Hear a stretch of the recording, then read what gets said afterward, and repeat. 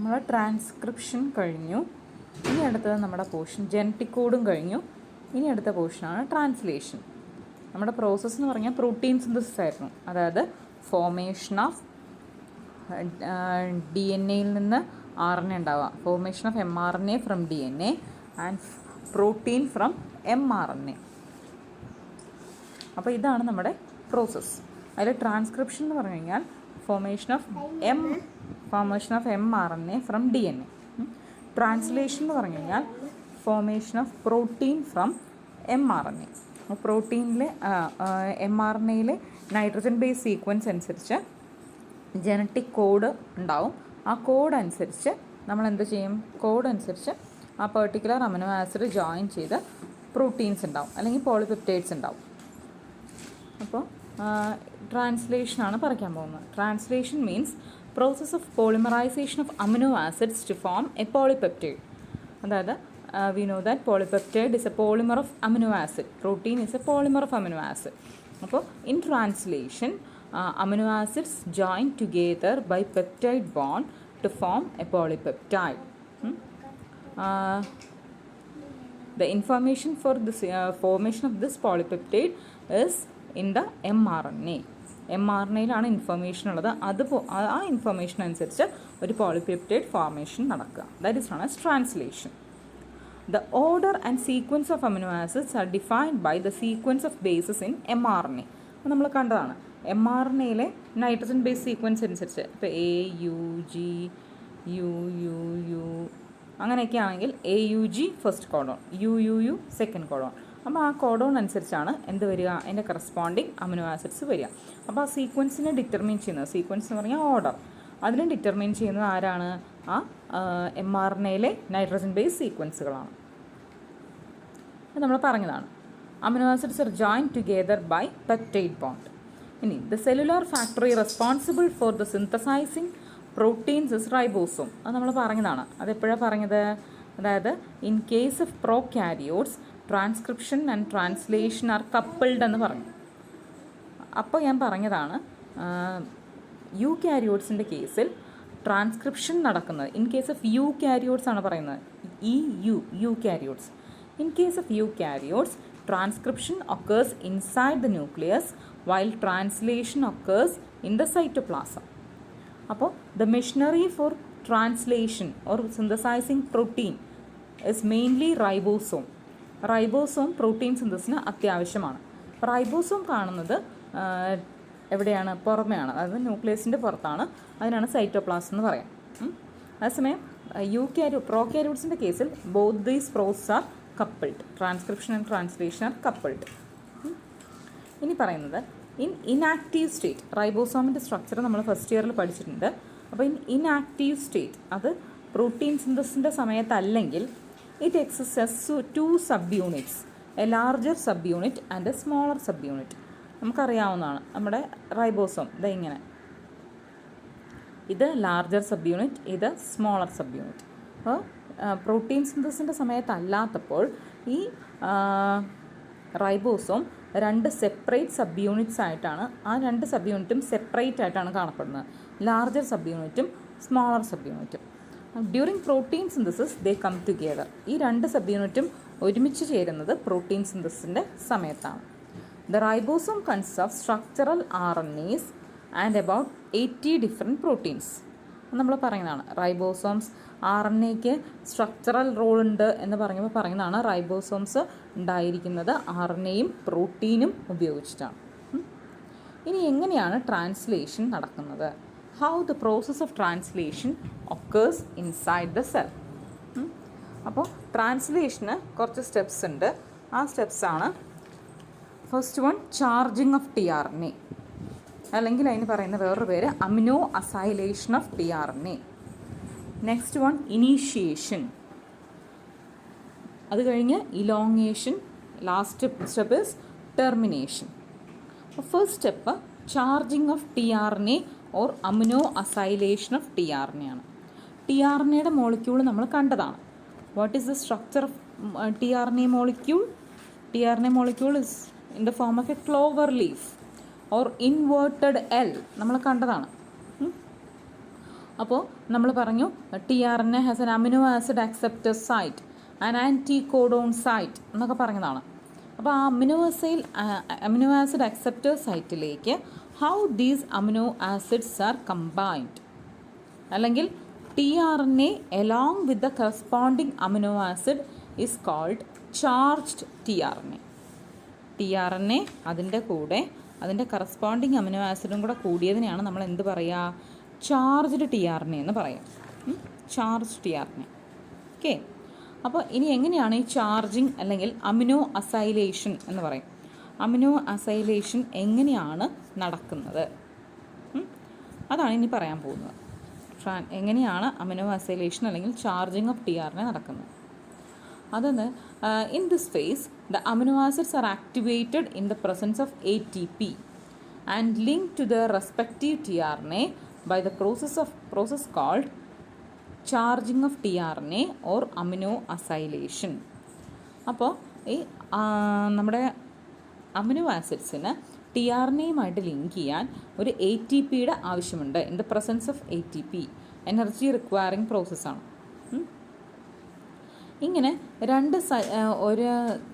two such charged tRNA are brought close together, the formation of peptide bond takes place. അപ്പോൾ 2 tRNA അടുത്തടുത്ത് വരുമ്പോഴാണ് എന്തുണ്ടാവുന്നത്, ഈ tRNA പുതിയ polypeptide chain ഉണ്ടായി വരുന്നത്. ഓക്കെ. അപ്പോൾ ഈ ചാർജിങ് ഓഫ് tRNA നടക്കുന്നത് എങ്ങനെയാണെന്ന് വെച്ചാൽ, ഫസ്റ്റ് അമിനോ ആസിഡും ATPയും കൂടി ജോയിൻ ചെയ്യും in presence of an enzyme. ആ എൻസൈമിൻ്റെ പേരാണ് amino acyl tRNA synthetase. Amino acyl tRNA സിന്തറ്റേസിൻ്റെ പ്രസൻസിൽ അമിനോ ആസിഡും ATPയും കൂടി ജോയിൻ ചെയ്ത് amino acyl AMP enzyme complex ഉണ്ടാവും. അതായത് ATPയിലെ അഡിനോസിൻ ട്രൈഫോസ്ഫേറ്റ് ആണ്. അതിലെ ഒരു ഫോസ്ഫേറ്റ് ഗ്രൂപ്പ് ബ്രേക്ക് ചെയ്യും. അപ്പോൾ അത് 2 ഫോസ്ഫേറ്റ് ഗ്രൂപ്പ് ബ്രേക്ക് ചെയ്യും. അപ്പോൾ അത് AMP ആയിട്ട് മാറും. എന്നിട്ട് ആ അമിനോ ആസിഡുമായിട്ട് അത് താൽക്കാലികമായിട്ടൊരു ബൈൻഡിങ് ഉണ്ടാക്കും ആ എൻസൈമുമായിട്ട്. അതായത് ഈ അമിനോ ആസിഡും AMPയും എൻസൈമും കൂടി താൽക്കാലികമായിട്ട് ഒരു ബൈൻഡിങ് ഉണ്ടാക്കും. ലേറ്റർ ദിസ് കോമ്പൗണ്ട് അല്ലെങ്കിൽ this substance joints with tRNA. എന്നിട്ട് tRNA വരുമ്പോൾ എന്ത് സംഭവിക്കും, ഈ tRNAയിലെ അമിനോ ആസിഡ് അക്സെപ്റ്റിംഗ് സൈറ്റിലേക്ക് ഈ അമിനോ ആസിഡ് ട്രാൻസ്ഫർ ചെയ്യും. അങ്ങനെയാണ് അമിനോ അസൈൽ tRNA കോംപ്ലക്സ് ഉണ്ടാവുന്നത്. അമിനോ അസൈൽ tRNA കോംപ്ലക്സ്, അതിനാണ് നമ്മൾ അമിനോ അസൈലേഷൻ ഓഫ് tRNA എന്ന് പറയുന്നത്. നിങ്ങൾ ടെക്സ്റ്റിൽ ഇത് എഴുതി ഞാൻ ഫോട്ടോ എടുത്ത് അയക്കാം. ഇതാണ് അമിനോ അസൈലേഷൻ ഓഫ് tRNA. ഇനി പ്രോട്ടീൻ സിന്തസിലേക്ക് കിടക്കുകയാണ്, അല്ലെങ്കിൽ ട്രാൻസ്ലേഷനിലേക്ക് കിടക്കുകയാണ്. നമ്മൾ പറഞ്ഞു ട്രാൻസ്ലേഷൻ ഇൻവോൾവ്സ് മേജറായിട്ട് 3 സ്റ്റെപ്സ് ആണ്. Initiation, elongation, termination. ട്രാൻസ്ക്രിപ്ഷൻ്റെ പോലെ തന്നെ സ്റ്റെപ്സ് 3 ആ പേര് 3 സെയിം ആണ്. ഇനീഷ്യേഷനിൽ എന്തൊക്കെ കാര്യങ്ങളാണ് നടക്കുന്നത്? There are 2 sites in the larger sub unit of ribosome. അപ്പോൾ ലാർജർ സബ് യൂണിറ്റ് ഓഫ് റൈബോസോമിൽ 2 സൈറ്റുകളുണ്ട്. അതിനെയാണ് നമ്മൾ P സൈറ്റ് എന്നും A സൈറ്റ് എന്നും പറയുന്നത്. ട്രാൻസ്ക്രിപ്ഷനാണ് ഇവിടെ കാണിക്കാൻ പോകുന്നത്. അപ്പോൾ ഇതൊരു വീഡിയോ ആണ്, ട്രാൻസ്ക്രിപ്ഷൻ കാണിക്കുന്ന വീഡിയോ ആണ്. അപ്പോൾ ട്രാൻസ്ക്രിപ്ഷൻ്റെ സമയത്ത് ഇതാണ് നമ്മുടെ DNA ആക്സസ് ടെംപ്ലേറ്റ് എന്ന് പറഞ്ഞു കഴിഞ്ഞാൽ ഏതിനെ നോക്കിയാണ് ഉണ്ടാകുന്നത് അത്. അപ്പോൾ നമ്മുടെ RNA പോളിമറൈസ് എൻസൈം എന്നും ഇത് ട്രാൻസ്ക്രിപ്ഷനാണ് കേട്ടോ. RNA പോളിമറൈസ് വന്നു, എന്നിട്ട് 3 സ്റ്റെപ്പിലാണ് ട്രാൻസ്ക്രിപ്ഷൻ നടക്കുക. Initiation, elongation, termination. RNA polymerase identifies and gets attached to the promoter region. അങ്ങനെയാണ് നമ്മൾ പറയുന്നത്. RNA polymerase അറ്റാച്ച് ചെയ്തു. Then it moves through the DNA strand. എന്നിട്ടത് DNA സ്ട്രാൻഡിൽ കൂടി മൂവ് ചെയ്തിട്ട് അവിടെ ധാരാളം ന്യൂക്ലിയോടൈഡ്സ് ഉണ്ട്. ഈ ന്യൂക്ലിയോടൈഡ്സ് ധാരാളമുണ്ട്. ന്യൂക്ലിയോടൈഡ് ട്രൈഫോസ്ഫേറ്റ് ആയിട്ടാണ് കാണുന്നത്, നമ്മൾ DNA റെപ്ലിക്കേഷനിൽ പറഞ്ഞ പോലെ. അപ്പോൾ താൽക്കാലികമായിട്ട് സ്ട്രാൻഡ് തുറന്നു, എന്നിട്ട് ആ ടെംപ്ലേറ്റിനെ നോക്കി ഈ വരുന്നതൊക്കെ പുതിയ DNA കഷ്ണങ്ങളാണ്. ഈ വരുന്നത് പുതിയ മോളിക്യൂൾ അറ്റാച്ച് ചെയ്യും. അഡിനൈൻ, സൈറ്റോസിൻ, യുറാസിൽ എന്നൊക്കെ പറഞ്ഞ് കോംപ്ലിമെൻ്ററി ബേസ് പെയർസ് ഉണ്ടാവും. എന്നിട്ട് ഇലോങ്ങേറ്റ് ആയിട്ട് ഉണ്ടാവുന്നതാണ് ന്യൂലി സിന്തസൈസ്ഡ് RNA. നമ്മൾ കണ്ടു 5' to 3' ഡയറക്ഷനിലാണ് സിന്തസിസ് നടക്കുന്നത്. എങ്ങനെ RNA പോളിമറൈസ് മുന്നോട്ട് പോകും? ഇതാണ് RNA. When it reaches the terminator region, a rho factor gets attached to the RNA polymerase. This is RNA polymerase. RNA polymeraseലേക്ക് ഒരു റോ ഫാക്ടർ അറ്റാച്ച് ചെയ്യും. Then it removes from the DNA. Then the RNA become free. This is a newly synthesized RNA. This RNA contains introns and exons, inactive introns and active exons. The next step is this intron, this exon. The next step is removal of intron and joining of exon. That process is known as RNA splicing. നമ്മൾ പറഞ്ഞു splicing എന്ന് പറയും. The help of restriction endonuclease. Then we are adding a polyadenylate tail at the 3' end. അതാണ് tailing എന്ന് പറയുന്നത്. ഇത് cutting ആണ്. ഈ പ്രോസസ്സിൽ കട്ട് ചെയ്യാണ് ചെയ്യുന്നത്. ഇൻട്രോണിനെ സ്പ്ലൈസിയോസോം എന്ന് പറയുന്ന പ്രോട്ടീൻ ഉപയോഗിച്ച് ഇൻട്രോണിനെ കട്ട് ചെയ്യും. എന്നിട്ട് എക്സോൺസിനെ ജോയിൻ ചെയ്യും. എന്നിട്ട് ഈ കാണുന്നതാണ് 3' എൻഡിലെ പോളി അഡിനിലേറ്റ് ടെയിൽ. ഈ കാണുന്നതാണ് 5' എൻഡിലെ ക്യാപ്പ്. എന്നിട്ടത് പുറത്തേക്ക് വരും, സൈറ്റോപ്ലാസത്തിലേക്ക് വരും. സൈറ്റോപ്ലാസത്തിലെത്തുമ്പോൾ റൈബോസോമുകളുണ്ട് അവിടെ. റൈബോസോം ഇതുമായിട്ട് അറ്റാച്ച് ചെയ്യും. കണ്ടോ, ഈ mRNAയിൽ ധാരാളം സീക്വൻസസ് ഉണ്ട്. ഈ mRNAയിൽ ധാരാളം സീക്വൻസ് ഉണ്ട്. എന്നിട്ട് റൈബോസോമിൻ്റെ സബ് യൂണിറ്റ്സ് സെപ്പറേറ്റ് ആയിട്ടാണ് കാണുന്നത്. അപ്പോൾ ഒരു സബ് യൂണിറ്റാണ് കാണിച്ചിരിക്കുന്നത്, GCA എന്ന് പറയുന്ന ഒരു കോഡോൺ. പിന്നെ പറഞ്ഞ കാര്യങ്ങളാണ് ഈ പറയുന്ന കോഡോൺസ് ആണ് ഈ പറയുന്നത്. കോഡോൺ നമ്മൾ കണ്ടിട്ടുള്ളതാണ്. ഓരോ codon corresponds to a particular amino acid നമ്മൾ കണ്ടിട്ടുണ്ട്. ദെൻ നെക്സ്റ്റ് സ്റ്റെപ്പ് എന്ന് പറയുന്നത്, അപ്പോൾ കോഡോൺസ് ഉണ്ട്. സ്റ്റാർട്ട് കോഡോണും സ്റ്റോപ്പ് കോഡോണും നമുക്ക് കാണാം. അപ്പോൾ ഇതിൻ്റെ ഇടയ്ക്കാണ് നമ്മുടെ പ്രോസസ്സ് നടക്കേണ്ടത്. ഇതാണ് AUG, നമ്മൾ കണ്ടതാണ് AUG. അപ്പോൾ അതിലേക്ക് smaller sub unit of ribosome എന്ന് അറ്റാച്ച് ചെയ്തു. അതാണ് smaller sub unit of ribosome attachment നടക്കുന്നത്. അപ്പോൾ 5' എൻഡും 3' ഒക്കെ നമുക്ക് കാണാം. Then the first tRNA, amino acyl tRNA. tRNA വന്നു. tRNAയുടെ ഈ പറയുന്നതാണ് tRNAയിലെ ഈ പറയുന്നതാണ് ആൻറ്റികോഡോൺ സൈറ്റ്. ഇതാണ് അമിനോ ആസിഡ്. tRNA വന്നു. എന്നിട്ട് വിത്ത് ആൻറ്റികോഡോൺ സൈറ്റ് ഉപയോഗിച്ച് എന്ത് സംഭവിക്കും? ഈ tRNA ഇതുമായിട്ട് ബൈൻഡ് ചെയ്യും. നോക്കൂ, tRNA വന്ന് ബൈൻഡ് ചെയ്തു. കണ്ടോ? അപ്പോൾ അവിടെ കോഡോൺ ആൻറ്റികോഡോൺ ഇൻട്രാക്ഷനാണ്. AUG ആയിരുന്നു കോഡോൺ, UAC ആണ് ആൻറ്റികോഡോൺ. ഫസ്റ്റ് വരുന്ന tRNA ഫസ്റ്റ് വരുന്ന അമിനോ ആസിഡ് എന്ന് പറഞ്ഞാൽ മെഥിയോണിനാണ്. എപ്പോഴും നമ്മൾ പറഞ്ഞു first amino acid will be methionine. അപ്പോൾ അത് അറ്റാച്ച് ചെയ്തു. ഇതാണ് ഇനീഷ്യേറ്റർ tRNA എന്ന് പറയുന്നത്. This tRNA is called initiator tRNA. ഈ സ്റ്റേജിൽ അതിനോട് larger sub unit of ribosome gets attached. Larger sub unit attach ചെയ്യും. അപ്പോൾ ഇവിടെ എന്തൊക്കെ സംഭവിച്ചു കണ്ടോ? ലാർജർ സബ് യൂണിറ്റ്, ഇതിനാണ് ട്രാൻസ്ലേഷൻ കോംപ്ലക്സ് എന്ന് പറയുന്നത്. Translation complex. അപ്പോൾ ഇതിൽ larger sub unit of ribosome attach ചെയ്തു. അപ്പോൾ ഇതിലിവിടെ നടന്നത് എന്താ വെച്ച് കഴിഞ്ഞാൽ, ഫസ്റ്റ് mRNA സൈറ്റോപ്ലാസ്റ്റിലേക്ക് എത്തി. അതിലേക്ക് smaller sub unit of ribosome വന്ന് അറ്റാച്ച് ചെയ്തു. ദെൻ അവിടുത്തെ കോഡോണിലേക്ക്, ഫസ്റ്റ് കോഡോൺ AUGയിലേക്ക് initiator tRNA carrying amino acid methionine അത് വന്ന് കോഡോൺ ആൻറ്റികോഡോൺ ഇൻട്രാക്ഷൻ ഉണ്ടാക്കി. ഈ സ്റ്റെപ്പിൽ ലാർജർ സബ് യൂണിറ്റ് ഓഫ് റൈബോസോമും അറ്റാച്ച് ചെയ്തു. And this is called initiator complex or translation complex. ഇത്രയും പ്രോസസ്സാണ് ഇനീഷ്യേഷൻ എന്ന് പറയുന്നത്. ഇതിനാണ് ഇനീഷ്യേഷൻ നമ്മൾ ഉദ്ദേശിക്കുന്നത്. ഓക്കെ, അപ്പോൾ ലാർജർ സബ് യൂണിറ്റ് ഓഫ് റൈബോസോമിന് കുറേ സൈറ്റുകളുണ്ട്. A site, T site, E site എന്നൊക്കെ പറഞ്ഞിട്ട് കാണിക്കുന്നുണ്ട്. E site, P site and A site. അപ്പോൾ ഫസ്റ്റ് അമിനോ ആസിഡ് എപ്പോഴും എൻ്റർ ചെയ്യുന്നത് P സൈറ്റിലേക്കാണ്. ഫസ്റ്റ് അമിനോ ആസിഡ് P സൈറ്റിലേക്ക് എൻ്റർ ചെയ്തു. Then next amino acid, next tRNA carrying amino acid. കണ്ടോ, ഇതാണ് second tRNA carrying second amino acid. ഇവിടെ ഏത് സീക്വൻസ് ആണോ ഉള്ളത് അതിൻ്റെ ആൻറ്റികോഡോൺ ഇവിടെ ഉണ്ടാവും. ഈ സീക്വൻസിന് കറസ്പോണ്ടിങ് ആയിട്ടുള്ള, ഈ കോഡോണിന് കറസ്പോണ്ടിങ് ആയിട്ടുള്ള അമിനോ ആസിഡ് ക്യാരി ചെയ്ത ആൾ. ആ ആളാണ് വരാൻ പോകുന്നത്. അതാണ് സെക്കൻഡ് അമിനോ ആസിഡ്. അതായത് second tRNA carrying the second amino acid reaches the A സൈറ്റിലേക്ക് എത്തി. അമിനോ ആസിഡിനെയും കൊണ്ട് എത്തി. എന്നിട്ട് അവിടെയും ആൻറ്റി കോഡോൺ ഇൻട്രാക്ഷൻ ഉണ്ടാവും. അത് ചാർജ് tRNA ആണ്. ഈ വരുന്നതെല്ലാം ചാർജ് tRNA ആണ്. ചാർജ് tRNA നമ്മൾ പറഞ്ഞു carrying amino acid. And second tRNA along with the amino acid reaches the A site. Then ആ സമയത്ത് ഈ നെയ്ബറിംഗ് ആയിട്ട് അടുത്തടുത്തിരിക്കുന്ന അമിനോ ആസിഡുകൾ തമ്മിൽ ബൈൻഡ് ചെയ്യും ത്രൂ പെപ്റ്റൈഡ് ബോണ്ട്. അപ്പോൾ ശ്രദ്ധിക്കുക, ഇവിടുത്തെ അമിനോ ആസിഡ് ഇങ്ങോട്ട് ജോയിൻ ചെയ്യാണ് ചെയ്തിരിക്കുന്നത്. അതാണ് പറയുന്നത്. അങ്ങനെ ഒരു പെപ്റ്റൈഡ് ബോണ്ട് ഉണ്ടായി.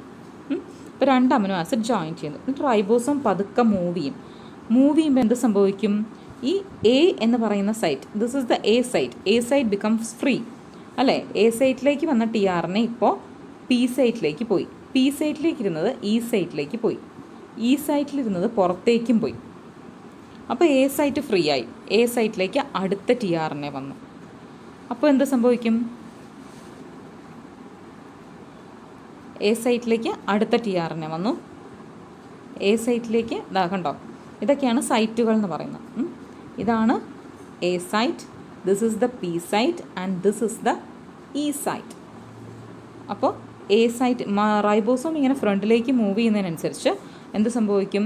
ഈ പി സൈറ്റിലിരുന്ന tRNA, ആ tRNAയിൽ നിന്ന് അമിനോ ആസിഡ് ബ്രേക്ക് ചെയ്ത് ഇപ്പുറത്തേക്ക് പോയി ബൈൻഡ് ചെയ്യുകയാണ് ചെയ്യുന്നത്. അപ്പോൾ പി സൈറ്റിലിരിക്കുന്ന അമിനോ ആസിഡ് ഫ്രീ ആവും. അത് അൺചാർജ്ഡ് ആയിട്ട് മാറും. അത് എങ്ങോട്ട് മൂവ് ചെയ്യും? ഇ സൈറ്റിലേക്ക് മൂവ് ചെയ്യും. ഇ സൈറ്റിൽ നിന്ന് പുറത്തേക്ക് പോകും.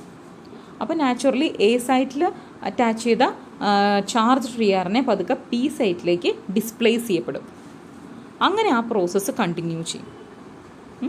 അതൊന്നും കൂടെ കാണിച്ചു തരാം.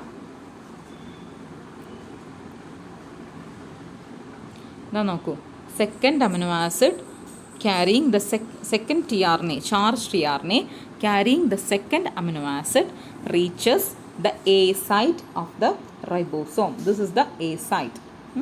ഇത് A site ആണ്. A സൈറ്റിലേക്ക് എത്തി. Then by codon anticodon interaction, codon anticodon interaction വഴി ഒരു താൽക്കാലികമായി ഒരു ബോണ്ട് ഫോം ചെയ്ത് mRNAയുടെ കോഡോണുമായിട്ട് താൽക്കാലികമായിട്ടൊരു ബോണ്ട് ഫോം ചെയ്തിരിക്കും. Next codon anticodon reaction, amino acid ഒക്കെ കാണാം. ഇതാണ് charge tRNA. Next charge tRNA. എന്നിട്ട് അതവിടെ ബൈൻഡ് ചെയ്യും. നമുക്ക് കാണാം, ബൈൻഡിങ് കാണാം. നെക്സ്റ്റ് സ്റ്റെപ്പ് എന്ന് പറഞ്ഞാൽ കണ്ടോ, ബൈൻഡ് ചെയ്യും. എ സൈറ്റിലേക്ക് വന്നു, അറ്റാച്ച് ചെയ്തു. അപ്പോൾ എന്ത് സംഭവിക്കും? റൈബോസോം ഫ്രണ്ടിലേക്ക് മൂവ് ചെയ്യും. റൈബോസോം മൂവ് ചെയ്യുമ്പോൾ നാച്ചുറലി അതിനിടയ്ക്ക് amino acid first amino acid second amino ആസിഡുമായിട്ട് പെപ്റ്റൈഡ് ബോണ്ട് വഴി ലിങ്ക് ചെയ്യും. അപ്പോൾ ഫസ്റ്റ് വന്ന ഇനീഷ്യേറ്റർ RNA ഫ്രീ ആവും അല്ലേ? ഇനീഷ്യേറ്റർ RNA ചാർജ്ഡ് അല്ലാണ്ടാവും. That will be displace to the E site. അത് ഇ സൈറ്റിലേക്ക് എത്തി. അപ്പോൾ second tRNA along with the 2 amino acid reaches the P site. അപ്പോൾ എ സൈറ്റ് ഫ്രീ ആയി. അപ്പോൾ അൺചാർജ്ഡ് ആയിട്ടുള്ള tRNA ഇ സൈറ്റിൽ നിന്നും പുറത്തേക്ക് പോയി. എന്നിട്ട് ഫ്രീ ആയ എ സൈറ്റിലേക്ക് പുതിയ tRNA വരും. ആ പുതിയ tRNAയിലേക്ക് ഈ 2 അമിനോ ആസിഡും അറ്റാച്ച് ചെയ്യും. പിന്നെയും റൈബോസോം ഫ്രണ്ടിലേക്ക് മൂവ് ചെയ്തുകൊണ്ടിരിക്കും. ഈ സൈറ്റിൽ നിന്ന് പുറത്തേക്ക് പോയിക്കൊണ്ടിരിക്കും. എക്സിറ്റ് സൈറ്റ് എന്ന് ഓർത്താൽ മതി. ഈ സൈറ്റിൽ നിന്ന് പുറത്തേക്ക് പോയിക്കൊണ്ടിരിക്കും. എ സൈറ്റിലേക്ക് വന്നുകൊണ്ടിരിക്കും. അങ്ങനെ മൂവ് ചെയ്ത് അപ്പോഴത്തേക്കും ഒരു വലിയ പോളിപെപ്റ്റൈഡ് ചെയിൻ ഉണ്ടാവും.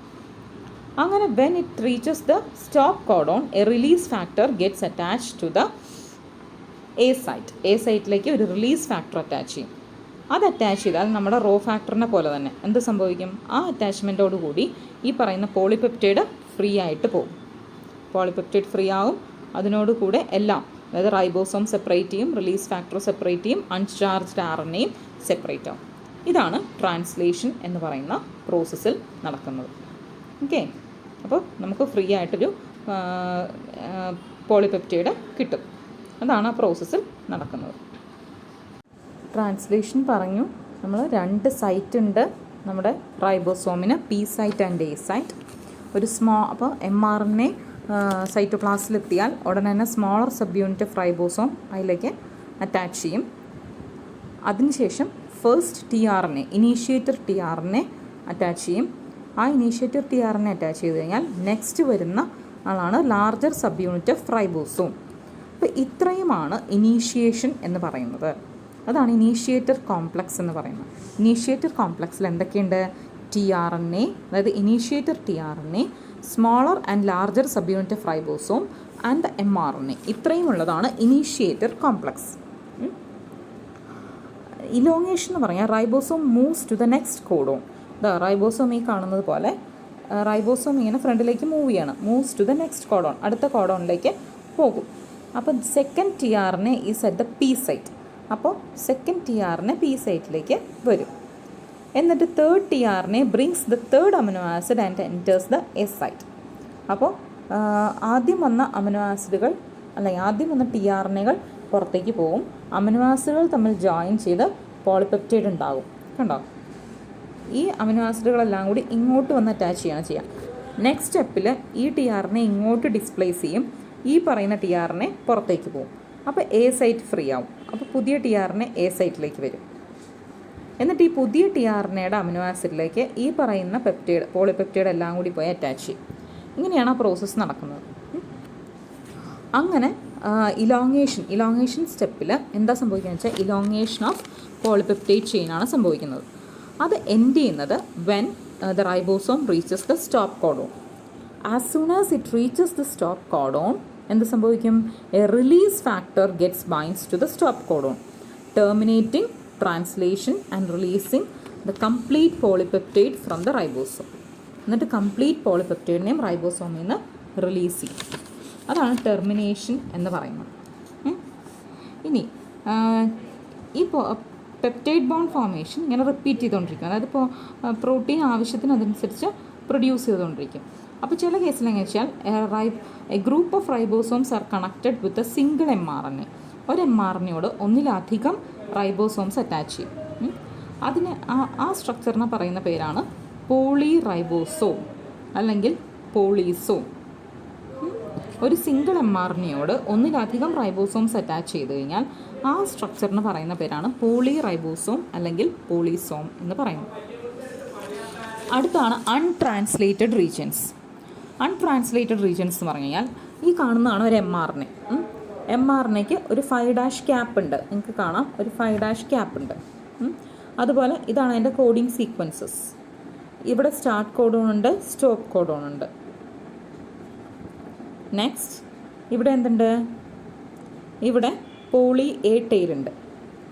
അപ്പോൾ ഇതൊന്നും കൂടാതെ mRNAയ്ക്കുള്ള അഡീഷണൽ സീക്വൻസസ് ആണ്. അതെവിടെയൊക്കെ ഉണ്ട്? 5' എൻഡിലും ഉണ്ടാവും, 5' എൻഡിലും ഉണ്ടാവും, 3' എൻഡിലും ഉണ്ടാവും. അങ്ങനെ കാണുന്ന അഡീഷണൽ സ്ട്രക്ചേഴ്സ്, ഈ 3' എൻഡിലും 5' എൻഡിലും കാണുന്ന അഡീഷണൽ സ്ട്രക്ചേഴ്സാണ്. അതിൻ്റെ പേരാണ് അതായത് before start codon and after stop codon. Start കോഡോണിന് മുന്നേയും സ്റ്റോപ്പ് കോഡോൺ കഴിഞ്ഞുമുള്ള സീക്വൻസസ് ആണ് untranslated regions. They are not translated. അവർ ട്രാൻസ്ലേഷന് പങ്കെടുക്കുന്നില്ല. അവരെയാണ് അൺട്രാൻസ്ലേറ്റഡ് റീജിയൻസ് എന്ന് പറയുന്നത്. UTR. They are required for efficient translation. പക്ഷേ അവർ ട്രാൻസ്ലേഷനിൽ പങ്കെടുക്കുന്നില്ലെങ്കിലും അവർ ട്രാൻസ്ലേഷൻ എന്ന് പറഞ്ഞ പ്രോസസ്സ് നടത്താൻ വളരെ ആവശ്യമാണ്. ഇനിയാണ് റൈബോസൈം എന്ന് പറയുന്ന സ്ട്രക്ചർ. നേരത്തെ പറഞ്ഞു the ribosome also act as catalyst for the formation of peptide bond. അപ്പോൾ ഈ റൈബോസോം കാറ്റലിസ്റ്റായിട്ടും ആക്ട് ചെയ്യും. എന്തിനു വേണ്ടിയിട്ട്? പോളിപെപ്റ്റൈഡ് ബോണ്ട് ഉണ്ടാക്കാൻ. പെപ്റ്റൈഡ് ബോണ്ട് ഉണ്ടാക്കിയിട്ട് പോളിപെപ്റ്റൈഡ് ചെയിൻ ഉണ്ടാക്കാൻ. അതിന് എക്സാമ്പിൾ പറയുന്നതാണ് 23S rRNA. ബാക്ടീരിയയിലെ ഈ 23S rRNA ഒരു എൻസൈമായിട്ട് ആക്ട് ചെയ്യും.